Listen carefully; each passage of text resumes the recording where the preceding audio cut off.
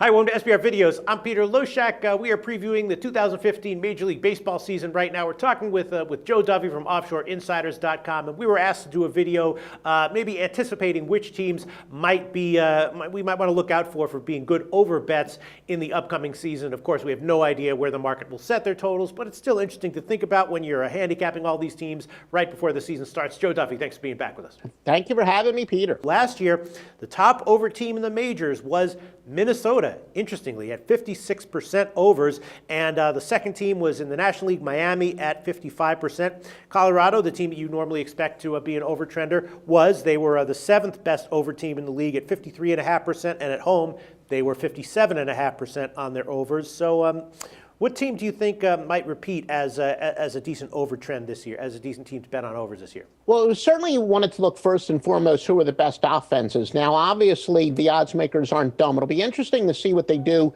with Boston because, of course, Boston, we know they got Hanley Ramirez and Pablo Sandoval, two humongous bats in their lineup. But a lot of people do think that with Xander Bogaerts, Jackie Bradley Jr., Will Middlebrooks, these guys were a little bit of a disappointment last year, but maybe enough pressure or too much pressure was on them. So maybe some of the pressure on offense will be taken off of them that they're not going to be dependent on quite as much. So we know that Boston will probably have one of the better offenses, but the big question that we're going to look for is, are you going to have to, is the total going to be a run, maybe in some cases a run and a half higher? Obviously, Boston, they have a pretty good pitching staff as well.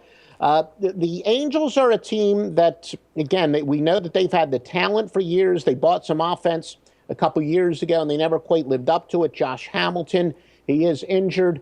Major League Baseball, as we recorded this, they haven't officially come down on what his suspension is going to be. We know that his addiction's going into remission, so he'll probably be suspended for a certain amount of time. But the Angels do have potentially one of the better bats. Can Jared Weaver bounce back? Will he be maybe a little bit, or can he repeat, I should say, can he have another good year? Is he going to be maybe a little bit overvalued?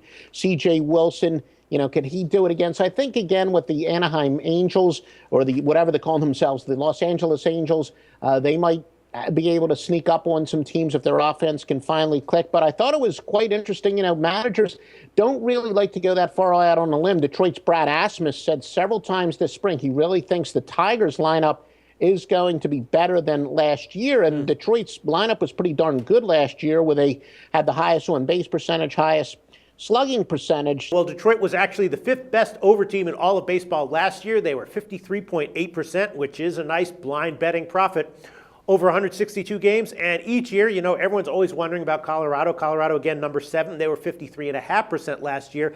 This year, looking like more of the same. A very strong, lineup. Obviously, they play in Coors Field. Questionable pitching staff. So do you think that maybe Colorado is also due for maybe another 53.5%, 54% over season overall? I think what happened was when Colorado, they added those humidors, they thought that would kind of be the big equalizer. And as I recall, without going back and looking at the trends, that once they added the humidors, that all of a sudden Colorado became a little bit of an under team, and people thought that the whole advantage of playing in the high elevation was almost neutralized. But at the end of the day, Colorado is still a hitter's ballpark. So maybe the odds makers over adjusted a little bit and had the totals too low, but I don't think so. I think that it's starting to level off, and the Colorado total should be higher than the rest of the National League. So I think that the odds makers are going to adjust, where maybe a couple years ago before the humidors, they were artificially way too high. Then they went the other way. So I think it's kind of going to level off. I don't know if I see a big edge with Colorado either way. All right, and let me just ask you about last year's number 1 team, Minnesota, 56% overs, and we don't really think of Minnesota's home park as a hitter's park, but they were 61% overs at home last year. Do you think that either of those results is likely to repeat again this year?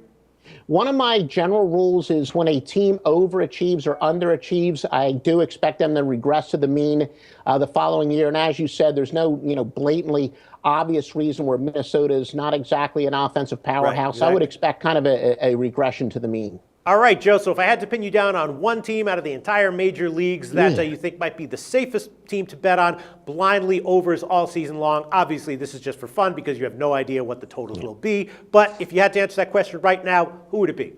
Probably Detroit because they also have a good pitching staff, so I think the totals will be kept low, but I think that the Detroit will have a bunch of high-scoring games. All right. Awesome thoughts, Joe Duffy. Thanks so much for doing this call with us. Your website is offshoreinsiders.com. What's that site all about, Joe? Well, again, my picks have been public since 1988, and honestly, way back in the day when I worked for people, they were amazed at how I was able to maintain clientele throughout baseball season like nobody else. And my secret is I know how to pick underdogs and small favorites that win, and I'm going to do it again this year, offshoreinsiders.com. That sounds awesome, Joe. Thanks.